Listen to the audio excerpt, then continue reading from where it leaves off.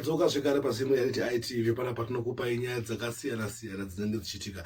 Nyaya ndinayo panapa inyaya inosiririsa, inyaya inosekesa, inyaya inorwadza zvichinge zvaitika kwauri, zvinge zvaitika kwauri. Handitika right. Nyaya ndinayo panapa guys, imwe picture yandiri kutendera pasocial media yekuti munhu akatengesa chigunwe zvake azvichekeresa.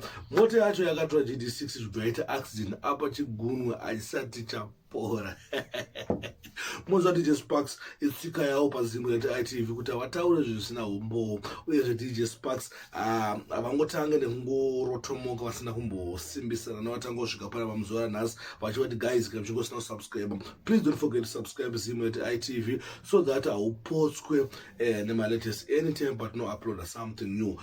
Unoona notification yako inosvika muinbox mako. Uyezve kwachimwe nebusiness rako uine music yako da kumaketa pazimu yenechiITV, usatye kuti bata panamba dzatinowanika dzoti 0774 045235 ndidzo namba dzinobatika DJ Sparks. Ndofuna mukuona mota iri pascreen apa inoyo dhaka, munhu achinjanisa dhaka yake nezvigunwe zvake apa anotenga yozvaiskiri kungoitika mazuva ekurombesana nenyaya yezvigunwe. Hanzi achingodaro hana moto wangu yakareba pachigunwe asati chapora apa moto yabva yatorovera mawanda apa usina mari yekuigadzirisa unogumisira waitengesa yakadaro apa yaita yatoreruka because inenge isina value yainenge inayo. Saka ndidzo nyaya dzinotaurwa mastreets umwe, ndomwe nadzo nyaya dzinotaurwa mastreets, ndokupakurira ndokuudzai zvinenge zvichiitika.